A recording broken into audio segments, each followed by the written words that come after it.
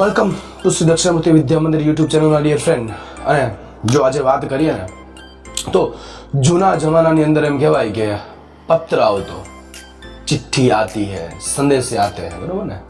એ border પિક્ચરનું સરસ મજાનું ગીત. શું સંદેશે આતે હૈ, અને એમ કહેવાય કે એક ટપાલ પોગતા ઘણા બધા દિવસો લાગી જતા, બરોબર?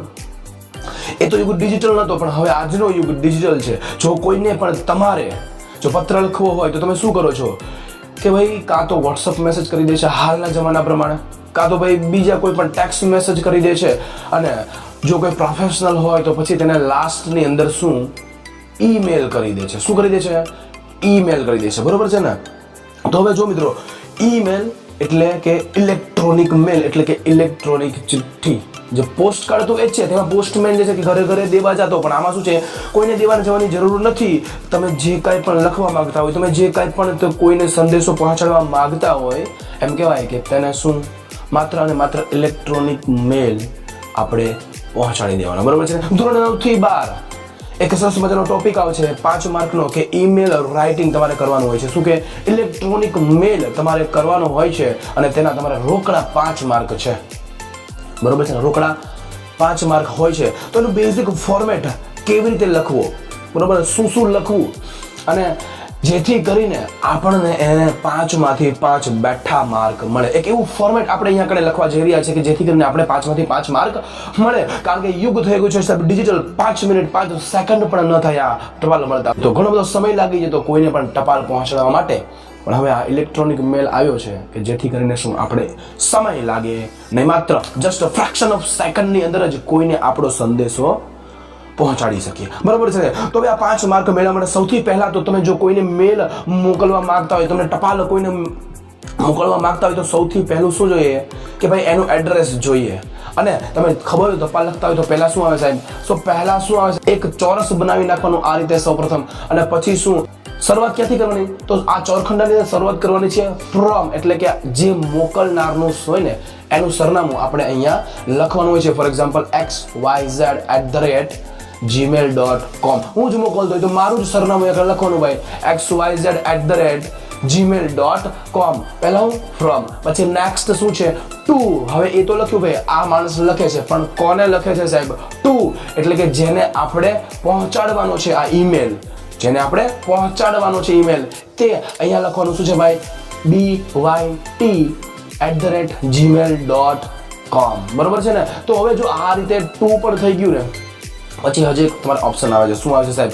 તો કે જોજો, પછી છે સાહેબ cc. હવે આ cc નો મતલબ શું છે સાહેબ? અને એમ કહેવાય કે અમુક કોઈ કહે છે કે cc લખીએ તો શું ફેર પડે, ને ન લખીએ તો પણ શું ફેર પડે સાહેબ? હવે જો સી છે ને, એનો મતલબ એમ થાય સામાન્ય રીતે કે તમે એક જ મેલ એક કરતા વધારે વ્યક્તિને મોકલવા માંગતા હોય તો આ સીસી ની અંદર એ બધાના ઈમેલ ટાઈપ કરી નાખવાના. ફોર એક્ઝામ્પલ એક ક્લાસ ટીચર છે અને આખા ક્લાસને એક જ ઈમેલ મોકલવા માંગે છે કે ભાઈ ઓનલાઈન ક્લાસ જે છે એ આ તારીખે ચાલુ થવાના છે, તો ત્યારે શું કરવાનું છે? આ સીસી ની અંદર બધા જ વિદ્યાર્થીઓના ઈમેલ, બરોબર છે ને, એ કોમા કરીને લખી નાખવાના કે જેથી કરીને આ એક જ મેલ બધા જ વિદ્યાર્થીઓને પોગી જાય, બરોબર? આ સીસી ની અંદર લગભગ તમારે શું ડેશ એટલે કે ખાલી રાખવાનું, અને જો લખવું હોય તો સાહેબ શું એક કરતા વધારે 2 ઈમેલ આઈડી લખવાના, બરોબર છે? કે ભાઈ byx@gmail.com અને tzb@gmail.com, બરોબર છે? આ કોમા કરીને કે જેથી કરીને આ આખું મેલ આ બંને જણાને મળી જશે, બરોબર છે ને? પછી શું આવે છે? આ જો ફ્રોમ ટુ સીસી, અને નેક્સ્ટ આવે છે સાહેબ ડેટ. ડેટ નો ફોર્મેટ કઈ રીતે લખવાનું કે ભાઈ આ સપ્ટેમ્બર 12 2020, સપ્ટેમ્બર 12 2020. આ રીતે પહેલા તો નામ લખવાનું, પછી આંકડો એટલે કે તેનું તારીખ, અને પછી વર્ષ. આ બેઝિક ફોર્મેટ છે, અને ડેટનું આ રીતે લખવાનું. પછી શું છે? જો પછી સબ્જેક્ટ છે કે આ ઈમેલ જે છે એક શેના વિશે છે તે અહીંયા લખવાનું. ફોર એક્ઝામ્પલ આ ઓનલાઈન ક્લાસીસની ડિટેલ મારે જોઈએ છે, મારે આપવી છે કોઈને, તો તેની માટેનો આ ઈમેલ મારે લખવો છે, બરોબર છે ને? તો આ સબ્જેક્ટની અંદર લખવાનું સૌથી પહેલા શું કે it's about online education detail, બરોબર? ઓનલાઈન એજ્યુકેશન જે ચાલુ થાય છે, થઈ રહ્યું છે, તો તેની માટેનો આ એક ડિટેલ છે, તેની માટેની માહિતીનો ઈમેલ છે, બરોબર છે ને. પછી હવે શું થાય છે, જો નેક્સ્ટ શું આવે છે, હવે પછી સંબોધન કરવાનું. આ જ ફોર્મેટમાં લખજો સાહેબ. 5 માંથી 5 માર્ક તમને રોકડા મળવાની સંભાવના છે. 5 માંથી 5 થાય તમને રોકડા માર્ક મળશે. પછી શું કરવાનું, અહીંયા સંબોધન કરવાનું પડે, અભિવાદન કરવું પડે. For example, respected sir, dear sir. ક્યારે રિસ્પેક્ટેડ વપરાય, ક્યારે ડિયર વપરાય? તો ફોર એક્ઝામ્પલ, જો હું કોઈ માણસને ઓળખતો હોય, બરોબર, હું મારા વિદ્યાર્થીઓને ઓળખતો હોય, વિદ્યાર્થી સાહેબને ઓળખતા હોય, ત્યારે શું લખવાનું, ડિયર સર, બરોબર. પણ જો ન ઓળખતા હોય ત્યારે શું લખવાનું સાહેબ, રિસ્પેક્ટેડ સર. એટલે કે રિસ્પેક્ટેડ ઓર ડિયર સર.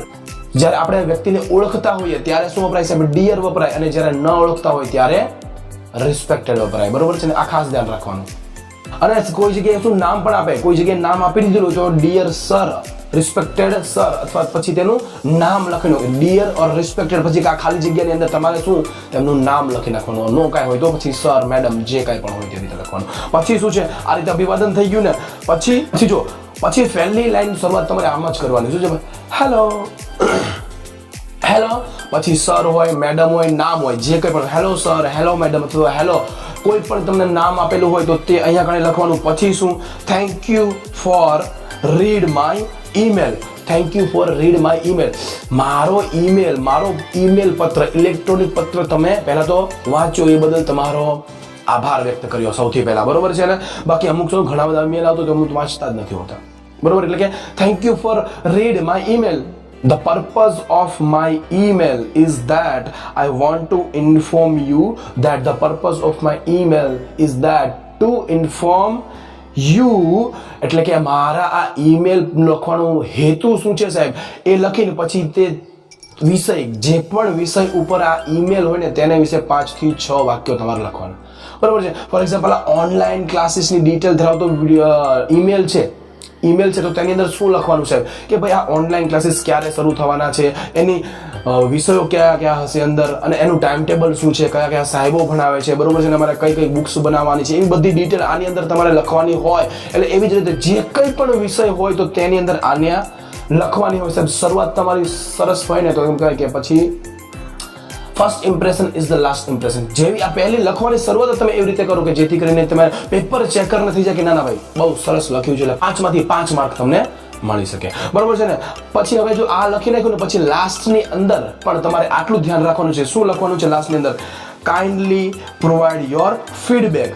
લાસ્ટમાં કાઇન્ડલી પ્રોવાઇડ યોર ફીડબેક, એટલે કૃપા કરીને તમારો ફીડબેક અમને જણાવશો. પછી શું છે, થેન્કિંગ યુ, પછી એનો આભાર વ્યક્ત કરવાનો, બરોબર. ફરી વાર કે ભાઈ વાંચો તો ખરી, અને બાકી અમુક તો વાંચતા પણ નથી. એટલે પહેલા તો આ થેન્કિંગ યુ, પછી your faithfully, your sincerely, your lovingly, બરોબર છે. આવા શબ્દો ઉપયોગ કરવાનો. જ્યારે કોઈ વ્યક્તિને તમે ન ઓળખતા હોય ત્યારે યોર ફેથફુલી વાપરવાનું. પછી જ્યારે કોઈ વ્યક્તિ તમને ઓળખતો હોય, બરોબર, સામાન્ય વ્યક્તિ તમને ઓળખતો હોય તેને ઈમેલ કરવાનો હોય ત્યારે યોર લવિંગલી, અથવા તો કોઈ એક વ્યક્તિનું નામ આપેલું હોય તો યોર સિન્સિયરલી. એવી રીતે અલગ અલગ આ નીચે સંબોધન કરવાનું છે. અને લાસ્ટની અંદર જે ઈમેલ લખવાનું હોય ને એનું નામ, બરોબર, હું લખતો હોય તો મારું નામ, બરોબર, એવી રીતે અહીંયા લાસ્ટની અંદર એક નામ લખી નાખવાનું છે. તો આ જ એક બેઝિક ફોર્મેટની અંદર જો તમે ઈમેલ રાઇટિંગ કરશો સાહેબ, ઇંગ્લિશની અંદર સમજો 5 માંથી 5 માર્ક મેળવતા કોઈ રોકી નહીં શકે. અને 9 થી 12 ધોરણ માટે આ એક જ ટાઈપનું ફોર્મેટ છે. અને હવે તો ડિજિટલ યુગ થઈ ગયો, બરોબર ને. ફોર એક્ઝામ્પલ, તમે પણ આનો ઉપયોગ કરતા હશો, તમારા મોબાઈલની અંદર પણ સાહેબ આવે છે જીમેલની અંદર તમે પણ શીખશો સાહેબ. હવે પ્રેક્ટિકલ કરી લેવાનો સાહેબ, બરોબર. આ ઈમેલ એડ્રેસ ઉપર મારે એક ઈમેલ મોકલવાનો છે, ઇલેક્ટ્રોનિક મેલ, ઇલેક્ટ્રોનિક ચિઠ્ઠી એમ કહો ને તો પણ ચાલે, બરોબર છે ને. તો આ ઈમેલ રાઇટિંગના સાહેબ 5 માર્ક છે. 9 થી 12 ધોરણ આ બધાને આવે છે ઈમેલ રાઇટિંગ ઇંગ્લિશના પેપરની અંદર, બરોબર છે. એક બેઝિક ફોર્મેટ છે કે હવે તમારે શું કરવાનું છે સાહેબ. આ બેઝિક ફોર્મેટની અંદર તમે જો ઈમેલ લખશો તો 5 માંથી 5 માર્ક તમને મળી શકે છે. સો હવે તમે આ ખબર પડી ગઈ ને કે કઈ રીતે ઈમેલ લખવાનું. તો આ જ ફોર્મેટની અંદર હવે તમે બધા ઈમેલ લખશો. તો આશા રાખું છું કે આ ઈમેલ રાઇટિંગની એક આપણું બેઝિક ફોર્મેટ જે છે એ તમને આવડી ગયું હશે. બસ પ્રેક્ટિસ કરજો, 1-2 ઈમેલ લખવાની, 2 ઈમેલ મોકલવાની, કે જેથી કરીને તમને ખબર પડે, બરોબર છે ને.